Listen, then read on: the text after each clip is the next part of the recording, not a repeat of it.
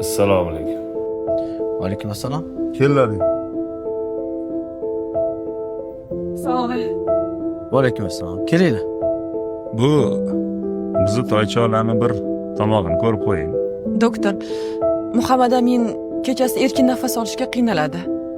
Bo'ldi, hozir ko'ramiz.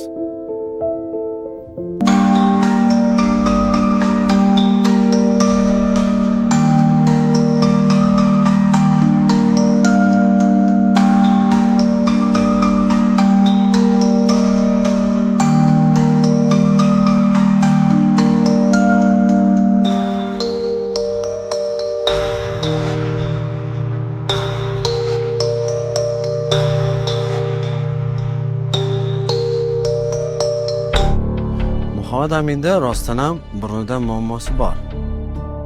Burnida adenoidlar to'qimasi juda ham katta. Xalq tilida buni burun go'shti deydi. U juda ham katta, u narsani operatsiya qilib olmasa bo'lmaydi. Operatsiyadan keyin erkin nafas oladimi?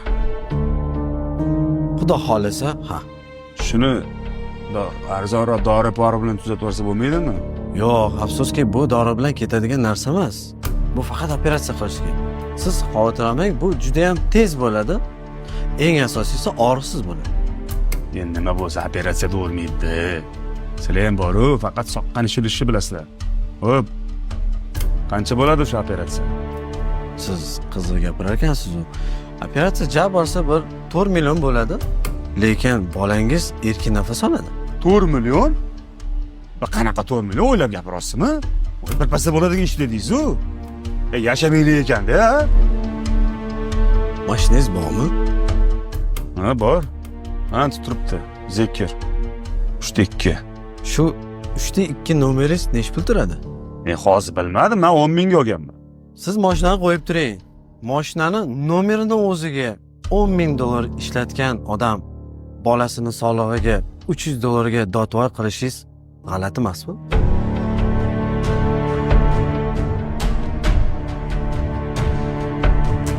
Aytgancha, biz Ramazon oyida ayrim odamlarni tekinga operatsiya qilamiz. Kimlarni? Kam ta'minlanganlarni. Har holda zikr haydaydiganlarni emas.